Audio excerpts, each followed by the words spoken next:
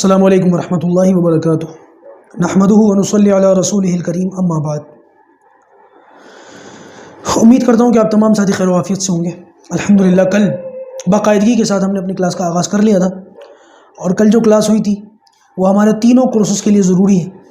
आप उर्दू पढ़ रहे हैं, आप अरबी पढ़ रहे हैं, आप कुरान पढ़ रहे हैं, पहले वो जाके वो क्लास देखें, क्योंकि वो क्लास मैंने इस अंदाज़ में पढ़ाने की कोशिश की है कि तीनों चीज़ों के ताल्लुक़ से जो तमहीदी गुफ्तगू है वो उसके अंदर समेट ली।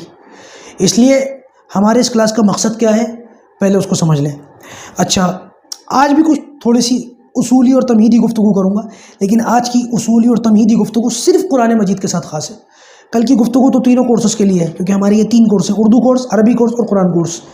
इंशाल्लाह अभी आगे ज़रूरत पड़ेगी तो आगे और कुछ चीज़ों को देखेंगे, पाकी नापाकी भी आएगी, उसमें हमारी बहनों के मसाइल भी आते हैं, नमाज का, दीनियात का, कलमों का और सारी चीज़ों का इंशाल्लाह ख्याल रखा जाएगा। 40 हदीसें भी आपको याद करवाऊँगा, सारी चीज़ें लेकर के चलूँगा।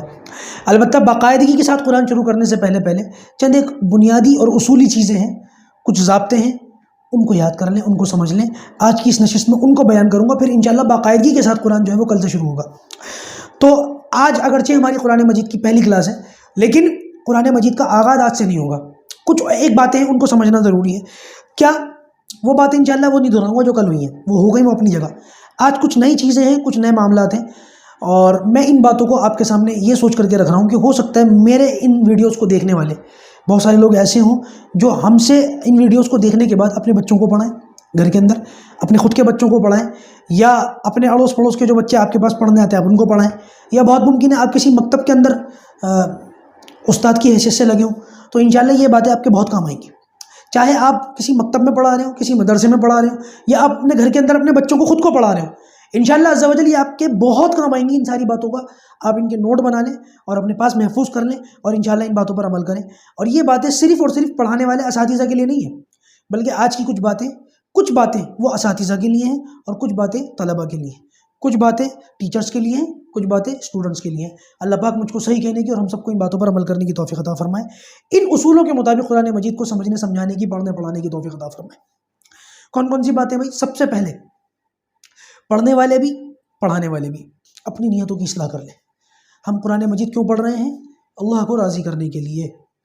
कुरान मजीद पढ़ना सवाब है, हर लफ्ज़ पर 10 नेकी मिलती है।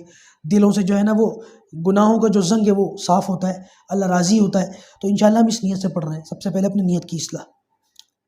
अच्छा भाई, नीयत की इस्लाह करने के साथ साथ हमारे यहाँ जो लोग इस नीयत से ये क्लासेस ले रहे हैं कि आगे इंशाल्लाह वो पढ़ाएंगे, आने वाले वक्त में वो टीचिंग करेंगे या कर रहे हैं, तो इंशाल्लाह उनके लिए चंद एक बातें हैं उसूल के तौर पर। सबसे पहले तो ये बात याद रखें, आपके पास जो भी तलबा पढ़ रहे हैं या आप पढ़ाएंगे, उनके साथ नरमी और शफ़क़त का मामला रखना है, सख्ती नहीं करनी। अच्छा, आपकी क्लास में या आपके हाथ के नीचे जितने बच्चे पढ़ रहे हैं, हो सकता है कुछ मालदार हों और कुछ गरीब हों, आपको दोनों ही तरह के तलबा के साथ यकसा बर्ताव रखना है।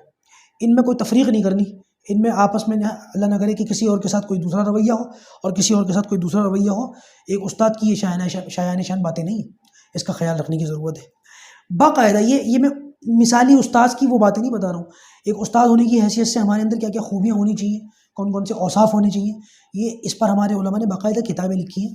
कभी ज़रूरत पड़ी तो इंशाल्लाह उन बातों को आपके सामने रख करके बयान करूँगा। मैं सिर्फ मोटी मोटी बातें, एक मकतब जैसे अभी ये जो वीडियो आप देख रहे हैं ना, ये अभी मकतब चल रहा है हमारा, ये यूट्यूब पर नॉर्मल वीडियोज़ ना समझें आप, ये बिल्कुल आप इसको क्लास का जो है ना वो देने की कोशिश करें, और ये सारी बातें सामने रख करके पढ़ेंगे तो इंशाल्लाह क्लास का माहौल क्रिएट होगा, है ना। इसको समझने की कोशिश करें। जो बच्चा आपके पास पढ़ रहा है, उस बच्चे को जो है ना उसके सही और पूरे नाम के साथ आप उसको पुकारें। अगर घर में उसका कोई दूसरा नाम है, नन्नू, गुड्डू, पप्पू, टीटू, बिट्टू, तो माँ बाप को भी मना करें भाई, ये बचपन के अंदर ये ठीक लगता है, फिर बाद में जब बच्चा बड़ा हो जाता है और बच्चे को इन नामों से पुकारा जाना खुद भी बुरा लगता है, लेकिन हमारी ज़बानों पर वो चढ़ा हुआ होता है, तो माँ बाप को भी मना करें और ख़ुद भी इन अल्फाज से बचें। और बच्चे जो है ना, फिर वो मकतब के बच्चे वो आपस में एक दूसरों को इन्हीं नामों से पुकारना शुरू कर देते हैं और बच्चे को भी बुरा लग रहा होता है। तो बच्चे का सही नाम लें, पूरा नाम लें। अच्छा, जो बच्चे हमारे पास पढ़ रहे हों उनकी हौसला अफजाई ज़रूर करें। अच्छा पढ़ते हो, सबक सुनाते हो, टाइम पर सुनाते हो, सही सुनाते हो, तो माशाल्लाह, जज़ाकल्लाह, इन हौसला अफजाई कलिमात के साथ जो है वो उनकी हौसला अफजाई करें। कभी कभी मौका लगे तो छोटा मोटा रिवॉर्ड, इनाम वगैरह भी कुछ दे दिया करें, चॉकलेट टॉफ़ी की शक्ल में, बच्चे तलबा छोटे हों तो। अच्छा जी, कमज़ोर तलबा के साथ क्या मामला करना है, क्योंकि हमारे पास पढ़ने वाले तलबा कमज़ोर भी हो सकते हैं, ज़हीन जहन के कमज़ोर हो सकते हैं। वो एक अलग बहस रही कि जहन का कमज़ोर है या आँखों का कमज़ोर है, कोई और कमज़ोरी है, उसकी बहस फिर और कभी। अभी फ़िलहाल इतना समझिए अगर कमज़ोर है तो इस कमज़ोर तालिब इल्म के साथ या कमज़ोर तलबा अगर एक से ज़्यादा हैं तो उनके साथ सबसे पहला तो ये मामला करना है, उनको क्लास में आगे बिठाएं, अपने करीब बिठाएं, ताकि उन पर ज़्यादा तवज्जो दी जा सके। अच्छा, एक ज़हीन तालिब इल्म, एक कमज़ोर तालिब इल्म, दोनों को ले लें और इनकी जोड़ी बना दें आपस में, इनकी जोड़ी बना दें आपस में। इंशाल्लाह ये कमज़ोर इस ज़हीन की बरकत से ज़हीन बन जाएगा। अच्छा, जब कभी भी सवाल करें कमज़ोर तलबा से तो आसान सवाल पहले करें। आसान सवाल आप करेंगे, उसके वो जवाब देगा, उसको अंदर भी इंशाल्लाह हौसला बढ़ेगा, सीखने का जज्बा बढ़ेगा। और दो कमज़ोर तलबा का आपस में मुकाबला करवाएं। कमज़ोर का ज़हीन से मुकाबला ना करवाएं, वो तो मुकाबला बनता ही नहीं है। दो कमज़ोर तलबा को ले लें, उनको आगे बुलाएं, उनका मुकाबला करवाएं। भाई तुम इनका सुनो, तुम इनका सुनो, एक दूसरे की गलती बताओ, और इस तरीके से मुकाबला। और भी शक्लें हो सकती हैं इसकी, वो इंशाल्लाह आहिस्ता आहिस्ता आगे आपके सामने आएंगी, मैं बयान करता रहूँगा। अच्छा जी, कोई ऐसी बात ज़बान से ना निकालें जिससे तलबा का हौसला टूटता हो। कोई कलमा ऐसा ना कहें कि जिससे जो है ना दिल टूटता हो, हौसला टूटता हो। और बाज़ मरतबा जो है ना हमारी ज़बान से निकली हुई कोई बात बच्चे के ज़िंदगी भर के लिए कुरान से दूर होने की वजह बन जाती है। मैंने ऐसे बहुत सारे लोगों को देखा, अब तो बड़े हो गए, शादीशुदा हो गए, लेकिन कुरान नहीं आता। वजह कि बचपन में उस्ताद जी ने मारा, हम मदरसा छोड़ के भाग गए। हालांकि पहले के जो माँ बाप थे ना, आज के माँ बाप के मुकाबले में आज के माँ बाप कुछ नहीं है। पहले के माँ बाप तो कहते थे जी पता नहीं वो क्या लफ्ज़ होता है, हड्डी हड्डी आपकी गोश गोश हमारा, पता नहीं कुछ इससे मिलता जुलता है वो। आज के माँ बाप तो बहुत अजीब, क्योंकि खुद मैं पढ़ाता हूँ, मैं इन चीज़ों को फेस करता हूँ। और बस एक खातून ने आकर के मुझसे कहा कि मेरा बच्चा गलती करे तो बराबर वाले बच्चे जो बैठा हुआ ना उसको मारना, इसको मत मारना, ये हालत है। तो जो दूसरा बच्चा बैठा हुआ है वो किसी का बच्चा नहीं है, उसको क्यों मारूं? इसकी गलती हो तो दूसरे को मारूं। आजकल तो नज़र उठा के देखना जुर्म हो गया बच्चों को।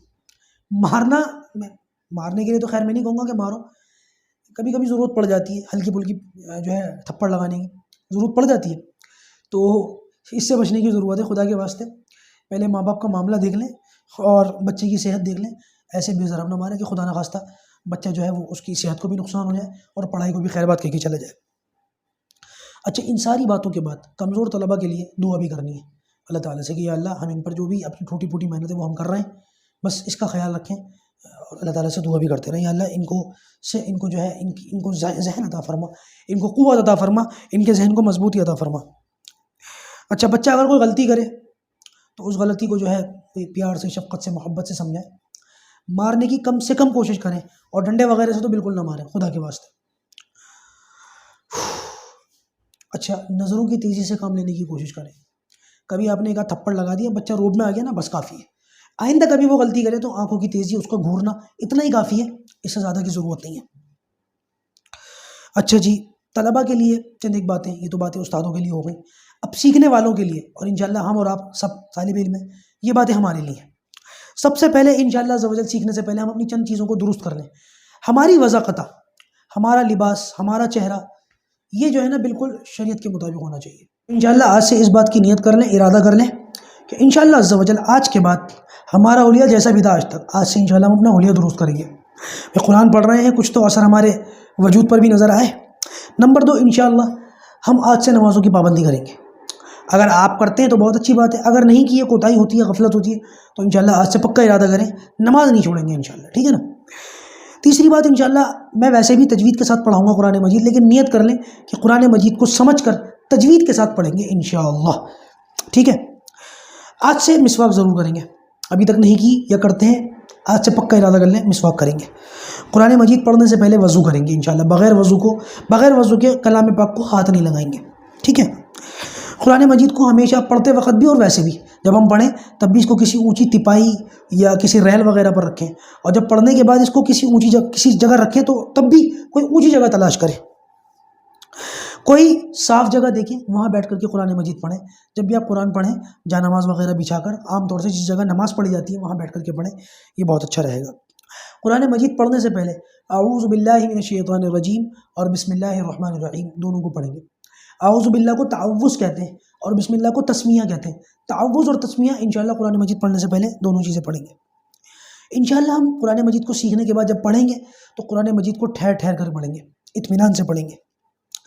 अच्छा, कुरान मजीद जब घर पर रखें तो कुरान के ऊपर कोई दूसरी किताब ना रखें, इस बात का ख़ास तौर से ख्याल रखें। इसके अंदर वो सारी चीज़ें आ गई, नूरानी कायदा भी इसी में आ गया, ठीक है ना, क्योंकि ये कुरान का बेसिक एक तरीके से हम इसी को सीखेंगे। तो पहले इसकी बात कर लेते हैं। अच्छा, अगर कुरान मजीद पढ़ते पढ़ते ज़रूरत पड़ गई कहीं जाने की, कोई काम करने की, तो कुरान पर आयत करके, वक्फ करके, फिर कुरान मजीद को बंद करें और फिर अपना वो काम करें। और अपने उस काम से फारिग होने के बाद जब आएँ और दोबारा कुरान की तिलावत शुरू करें, तो पहले ताउज़ आऊज़ु बिल्लाह फिर पढ़ लें, उसके बाद तिलावत शुरू करें।